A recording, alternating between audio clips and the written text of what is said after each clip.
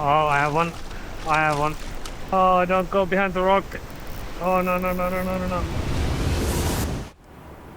We are going on an Arctic fishing expedition in Greenland. We'll be sailing to a remote river that we have completely to ourselves. Oh, it's really cool. This place is super cool. Here we'll try to catch some legendary Arctic char. That's one more, guys. I'll also show you how we cook and preserve large amounts of fish in our boat. We are starting off from Sisimiut on the west coast of Greenland, and we'll work our way into the uncharted bays along the coast. Ready to go.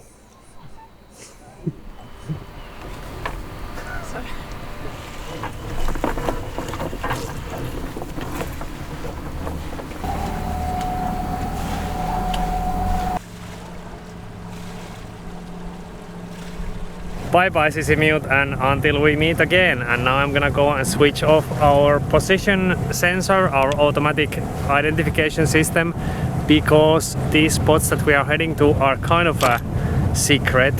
We want to find some cool places to fish for Arctic char and to go do some hiking, but we also don't want to give up the spots that the locals might be using. Sohvi, what's your criteria for our anchorage? That it's sunny, that it's really warm and summery, that there is some sort of island so Nova can run free without reindeers. And no mosquitoes. No mosquitoes, the most important. Yeah, I forgot. No mosquitoes, yeah. Right now there's obviously no wind, but that's actually good because we are gonna be going to these spots that are right at the outer coast and not necessarily inside the fjords.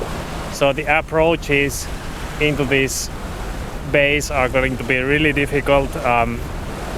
There's no depth soundings at all. These places are not charted at all.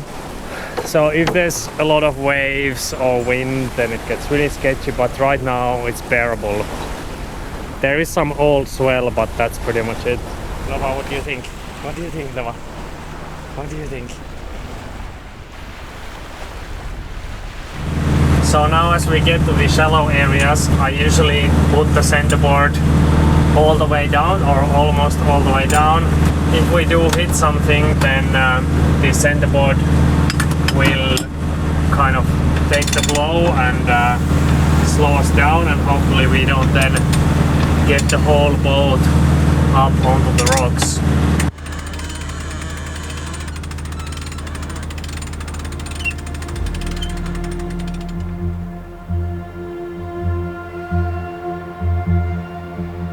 Ei ainakaan vielä näy täällä mitään. Mut joo, näkyy kyllä pohja tällä droneella, että ei tossa varmaan mitään mega syvää oo tossa.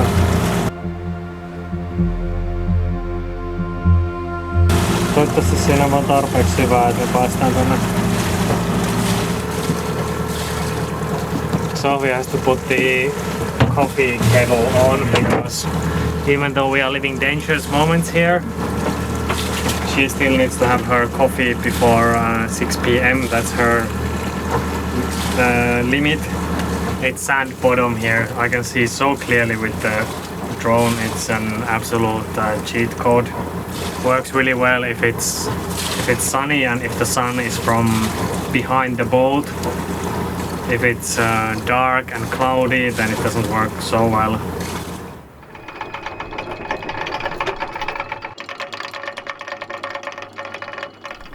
A really cool spot. You can see here the bottom, sand bottom, and these dark patches are just some kind of seaweed. I don't think these ones are gonna be rocks. We didn't make it quite as far into the bay as we were hoping, so in a couple of days when the wind starts coming in, we might have some swell coming into the bay here from the open ocean.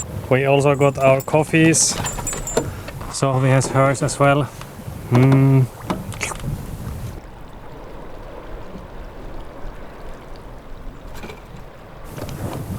No vaan lähdetään saarelle. Tuva. Joo, Hyvä. Tuva. Hyvä Nova, mene vaan. Hyvä. Hyvä.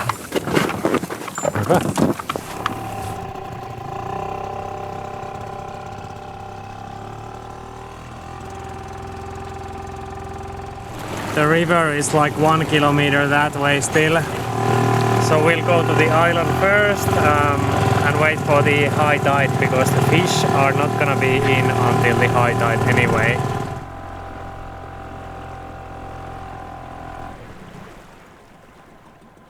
Wow, tossa on kala, näit sä?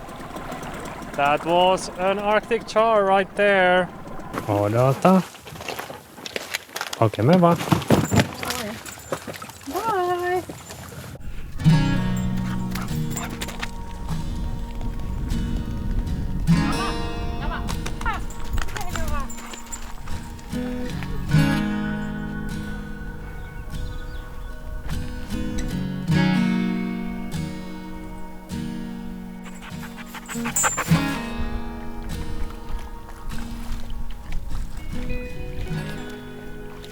The kiddie rod is ready for action and Sohvi is ready for the wine. Kaksi meidän arvokkainta asiaa. Mitkä? Venäjän ova. So from here, honestly, you could see if there was a lot of fish here. I can't see any right now. And the river is all the way back there. Gonna be interesting getting there even with the dinghy because there's so many rocks. KNI. Laatuviiniä. It was the cheapest. The cheapest wine in Greenland. That wine is like commissioned by the state monopoly store. And some candy. And some chips. And Nova is... Look, she's so... Shade. Nova is so hot, she's laying in the shade on the wet seaweed. Kippis. Kippis. Grönlannin kesälle. Kivalle Grönlannin kesälle. Ihan hyvä viini.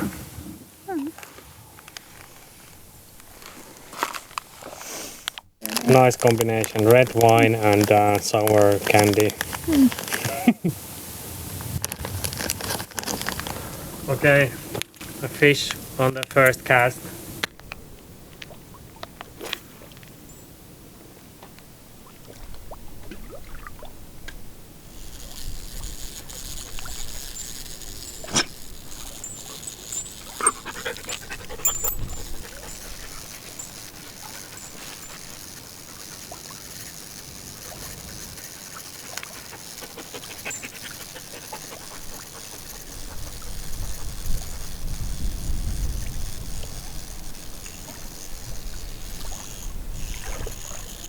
Nope.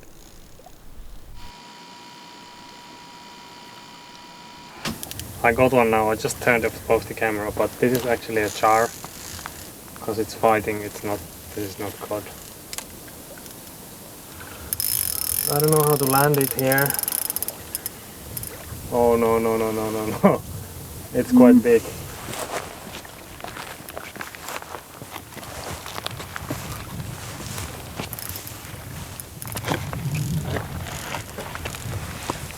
I think I'm gonna get my shoes wet.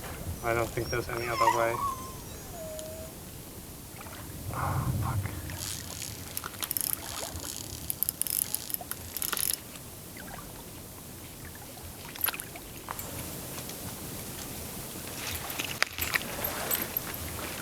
Oh, it's a cod. What? I thought it's a char. Well, we have a cod. Okay, that was a little bit embarrassing because the cod, they never usually fight like that, but I think it's because they are now here in the shallows. Usually cod we jig for them, and you know, once you start pulling them up, I think they get so dizzy that's why they don't fight. But this one, I wasn't even looking at it properly because I thought for sure it's a char. We hit the fish. Fish is there. Nova, ei. Nova, ei. Nova, irti. Irti. A few moments later. Alright, I took Sohvi and Nova back to the boat and I got some more gear, and most importantly I now have the landing net. So I'm gonna go towards the river now Just need to be really careful here because of those rocks. I can't really go fast even though I have the engine. Whoa, it's really cool. This place is super cool.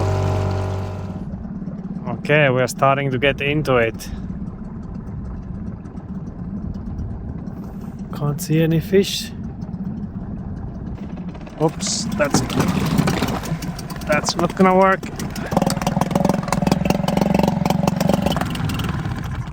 I'm gonna need to row a little bit.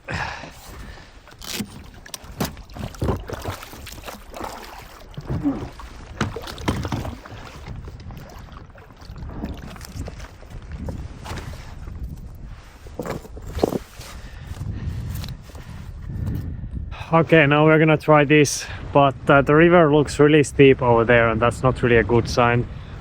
Because if the river is too steep, then the char cannot get up the river, and if the char cannot get up the river, then they won't be spawning here. And that would of course be bad news. Here is the first kind of like a quieter area. I think I'm gonna try my luck here.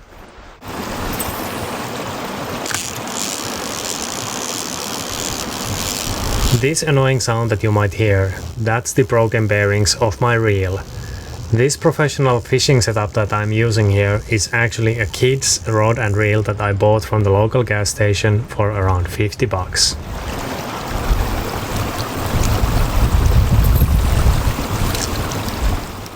The river here seemed impossibly shallow, way too shallow for fishing, but I did spot some tiny baby fish, so I still had my hopes up.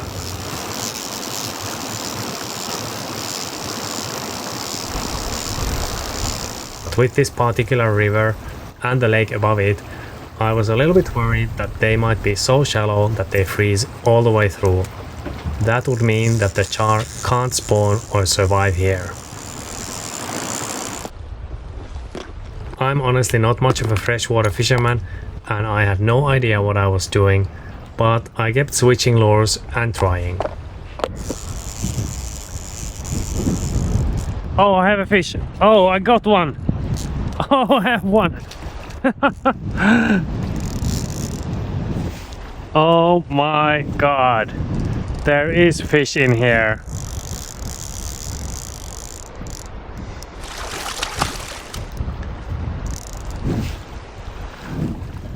I didn't take a landing net and I do not have waders, so yeah. It's gonna be a little bit challenging to land this, but we have it. We have it. That is a beautiful fish. It's a small one, but we got it. Pretty amazing to just randomly find a river like this. I mean, I just found this by looking at a map or a bunch of maps and trying to figure out where they could be, and seems like I found at least one spot. That's one more. That's one more, guys. This one might be a little bit bigger. Oh, I shouldn't have left the landing net in the dinghy. I always think I'm not gonna get anything, so I'm just leaving the landing net. Yeah, it's slightly bigger. Yeah, this spot is cool. But I already have my 2 fish. I'm pretty happy already. I'm actually not gonna head up the river anymore. I will head down the river because the tide is now going up. And I think the fish might be pushing into the beginning of the river, maybe. And this whole place seems to be in really pristine shape. Can't see any signs of human life. I'm sure that people have fished here before. I'm not gonna be like the first one. Well, it's a good thing I came back down river because look over there. That's the dinghy. I left it too far below the high tide line once again, so you know what that means. It's not warm, but it's actually not that bad. Okay, the dinghy is sorted and now I'm just gonna try and fish here. The Arctic char is a special fish because when it's fully grown, it migrates between saltwater and freshwater each year. In summer, it heads out to sea to feed, but when winter sets in, it must return upriver to freshwater or it will die. That's because as the ocean gets colder, the char can no longer regulate the salt levels in its body. It needs fresh water to make it through the winter. There's a fish right there, I saw it go in there. I'm gonna try to catch it by hand.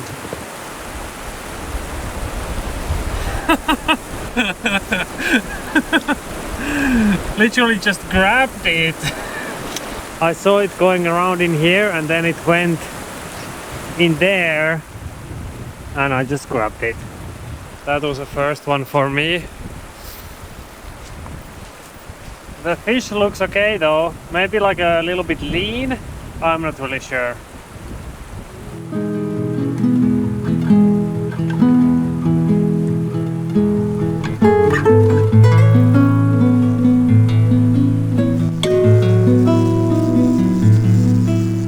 Alright, it is past 3 a.m. now. I'm done for the night. I'm tired. Okay, here we are. Time to fillet the fish.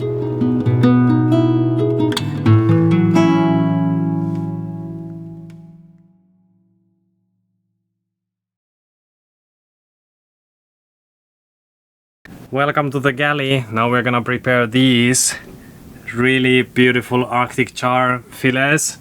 Obviously I didn't show you how I made the fillets, but yeah, I'm not very good at that anyway.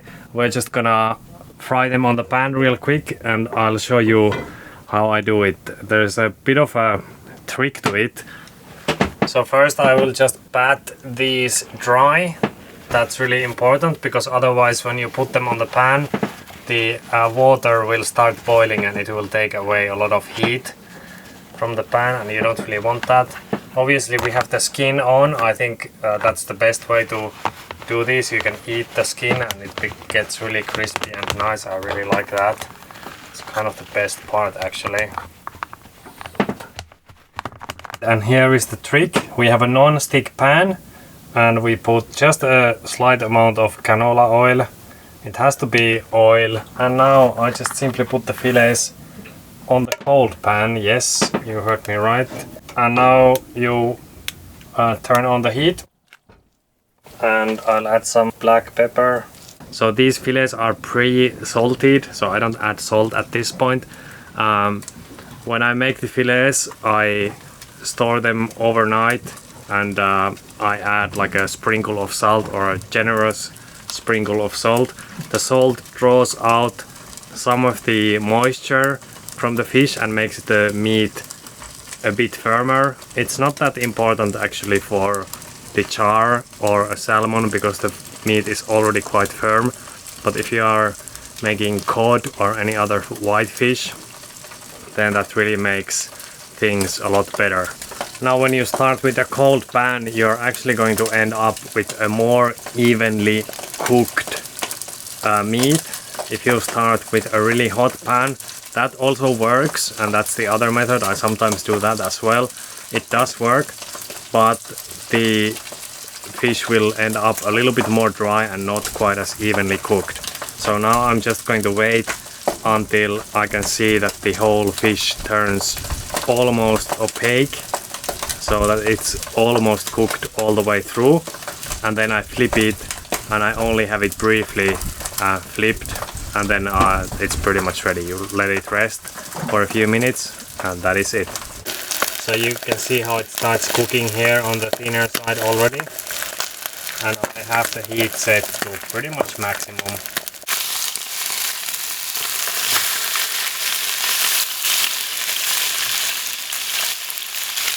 And you see how the skin is nice and crisp, and it also hasn't curled up.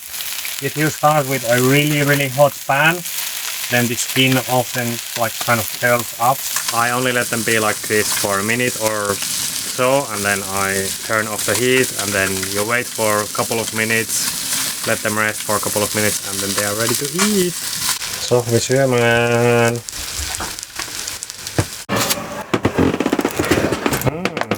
And we have some veggies. Sohvi's special veggies. No, aikamoinen. I mean, it's hard to go wrong with the fish. As long as you don't like completely overcook it, then it's going to be really good.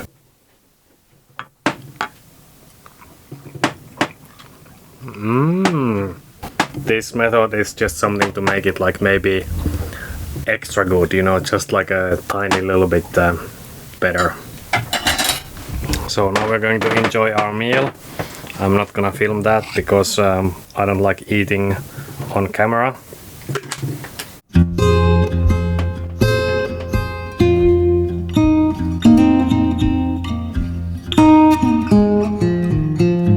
Alright guys, so even though I mostly show you the sailing and the fishing and the hiking, the truth is that we spend a ridiculous amount of time plugging away at our laptops getting work done.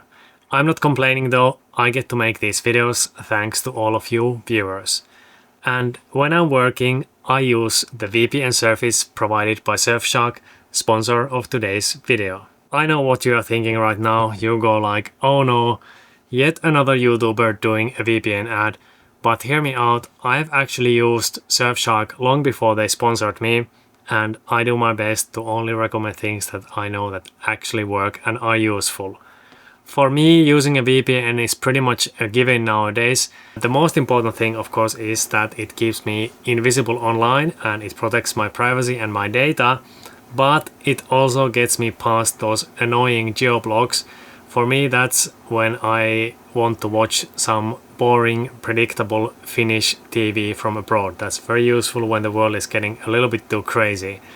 Another feature that I use a lot is to access banks or websites that flag logins from remote locations, especially when we are using local mobile connections. The website goes like bleep bleep, suspicious activity, and then they block you out. But with Surfshark I can just connect to a Finnish server and everything works right like it should. Surfshark works on multiple devices with the same plan and the same account, so I use it on my phone as well. And there is a 30-day money-back guarantee, so you can try it without risk. Go to surfshark.com/alluringarctic or use the code alluringarctic at Surfshark's checkout and you get a whole 4 extra months for free.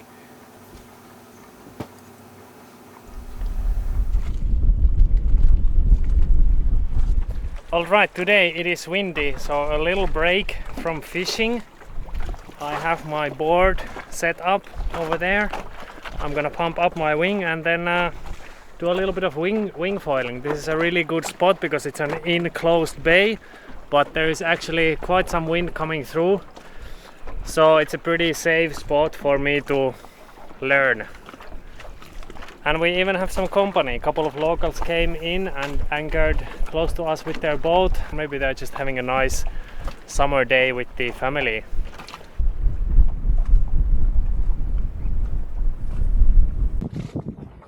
Okay, the previous time that I did this was during the Northwest Passage in Nunavut.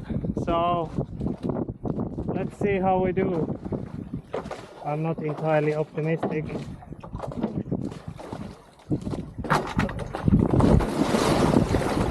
Oops.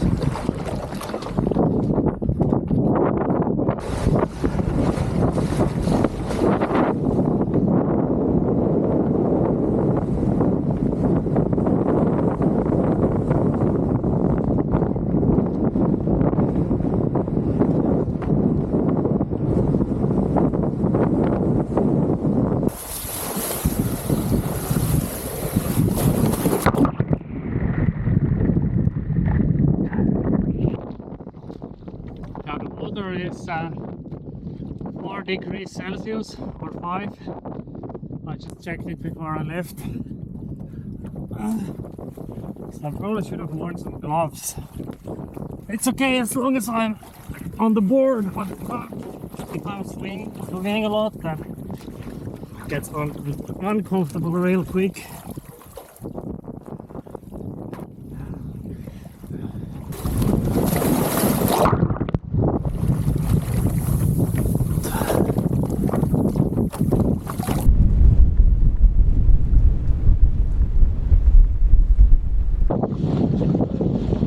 Hello.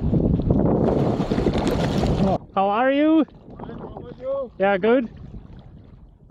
Are you staying for the night? Oh, really? Okay. Do you know what's wrong?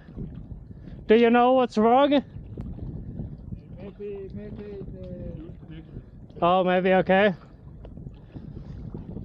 We have a lot of tools and wire. If you need anything, just tell us. So this is when my afternoon plans shifted away from wing foiling. I didn't catch it on camera, but since we have plenty of tools on board, we decided that they'd bring the boat over so we could take a look at the outboard. Unfortunately, we couldn't fix the problem. The outboard stayed inoperable and we ended up just standing around and having coffee instead.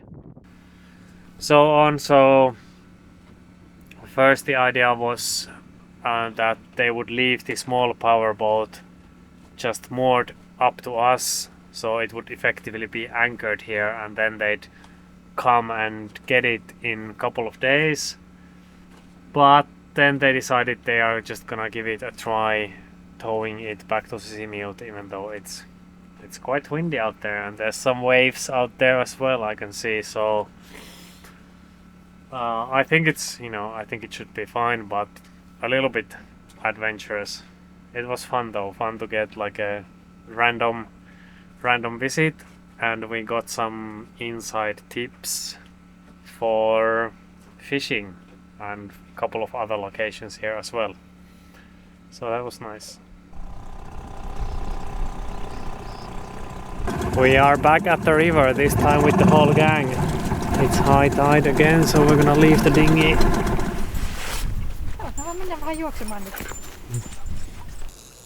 I didn't fish here the last time I was here. This is the spot where the river gets like a lot deeper.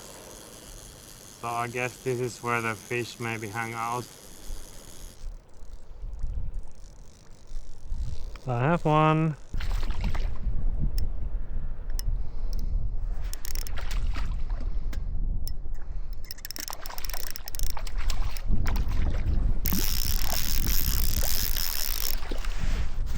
There we go. There it is, one more. Onks tää jo makeeta vettä? Tässä on puoliksi suolasta, puoliksi makeita. No vaan hei, tää ei oo sulle sitten. Nava! Nava, tuu tänne! Nava! Nava! A few moments later. Okay, well, we got it back from Nova, but unfortunately it suffered a little bit in the process. Nova has gotten a little bit naughty with the fish lately. She hasn't been like that before, so we have to like start doing something about that.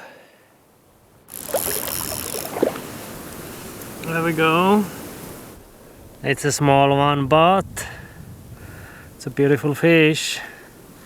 I think that's enough from this spot. I mean, it was too easy, right next to the dinghy. Now I'm gonna head into the river itself. Nova and Sophie are already waiting for me. They went forward because they got bored. I'm gonna leave the fish here in the shade. Terve!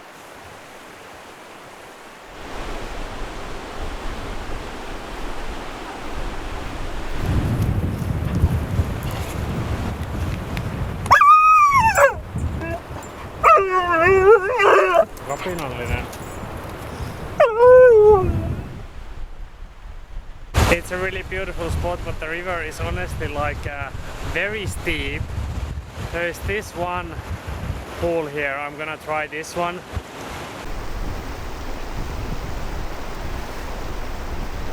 Whoa, I have one. Oh shit, how am I gonna...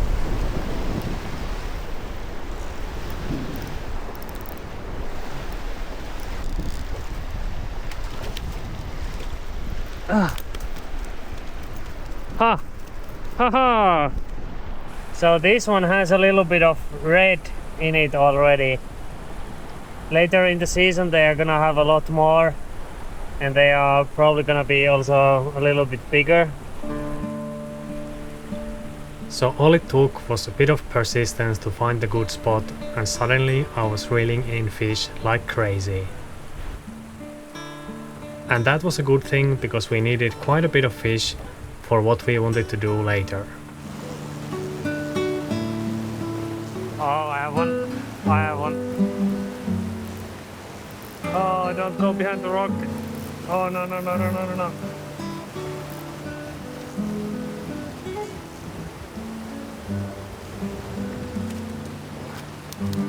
Ah, nice one.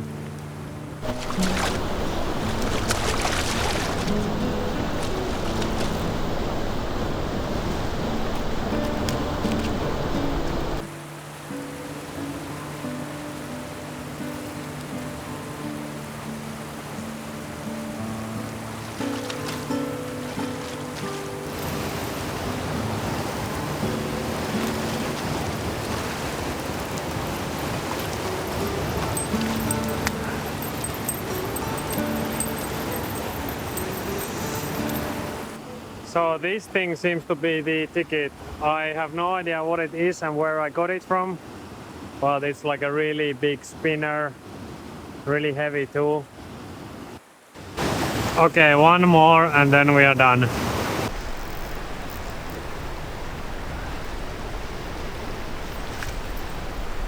That's the biggest one so far. Okay, that's definitely one pressure canner load worth of Arctic char. This was the last one. This is actually a big one. Savi has been reading a book and Nova has been digging a hole. Good job, Nova. The gas station kiddie rod strikes again. And well, now we have enough for one load for the pressure canner. I'm gonna show you how we do it. This is something that we do to preserve the fish because we don't have a freezer. I can see that it's now very foggy out on the sea. So let's see how we get out with the dinghy. That might be an issue.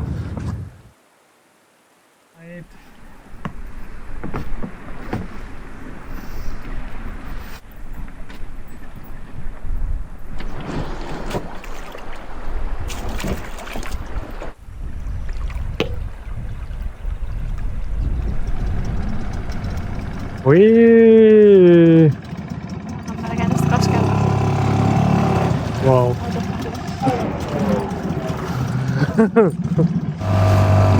Should be somewhere over there.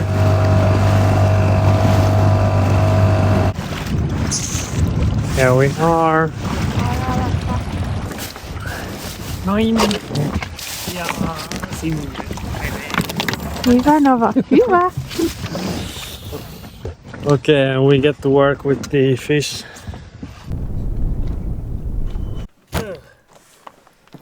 Alright guys, here we go.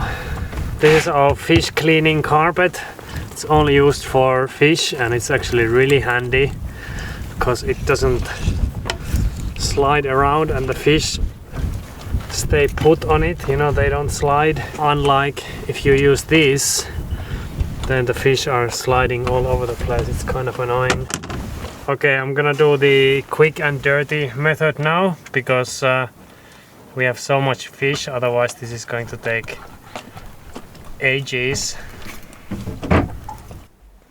Check this out. This is the beauty of this method and pressure canning. Here I have 10 jars, a full pressure canner. The jars have some salt and black pepper in them, and now I literally am going to just dice these up and pack them into the jars.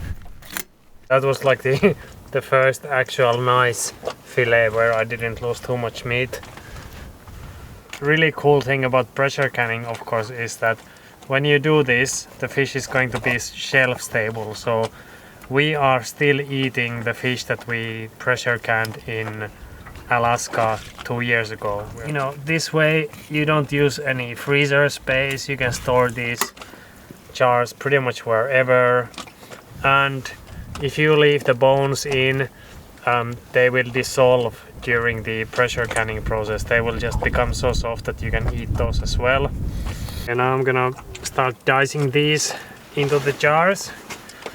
And when you are pressure canning, then you don't need to sterilize the jars. So the jars can be, you just take them out of your closet and then you stuff the fish in. You stuff the jars almost full like this, and you don't even need to add any liquid. Now you're just gonna close these and then you're ready for the pressure canning process. But we're gonna need 9 or 10 more of these jars. One thing I wanna say is that if you do want to try this, then do not follow my example. You should find out yourself about how to do this safely, because if you don't do the canning process properly, then it can be actually really dangerous for you. Don't follow my example, find out yourself about the best practices.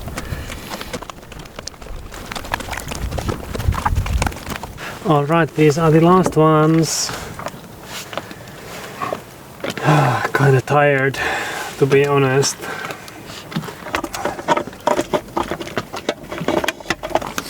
And this is gonna go inside. This carpet, by the way, I'm gonna wash it a little bit, and then it has a hole in one corner, and then we just throw it into the sea so it'll rinse itself off. Here inside the boat everyone else is sleeping, and I think I'm gonna go to sleep as well. These will have to wait until tomorrow. I'll just put them into the fridge temporarily. They look really yummy. The only thing I'm gonna do is I'm gonna wipe the rims, and then I will put the lids on so they are ready for tomorrow. Right back in the galley, we are simply gonna put the jars into the pressure canner. There's already some hot water in there. There we go. Then we take this off for now, and then we are gonna turn up the heat.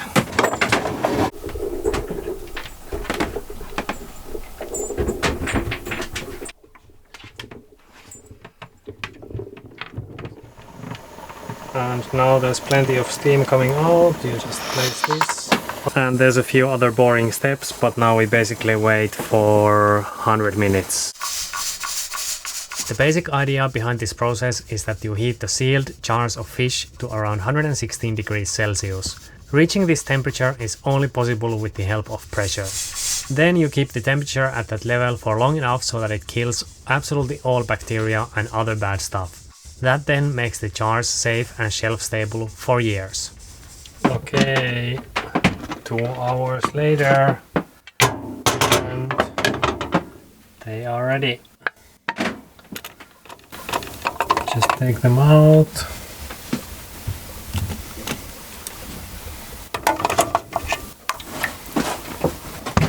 And there we go. You see they are still bubbling. That's actually a good sign. And these rings here are rusty, but that doesn't really matter. They don't form any part of the seal. So it was a bit of work, but that's 10 meals for us. Anyway, thank you so much for watching, and I will see you all again next time. Bye bye. Yeah, bye bye.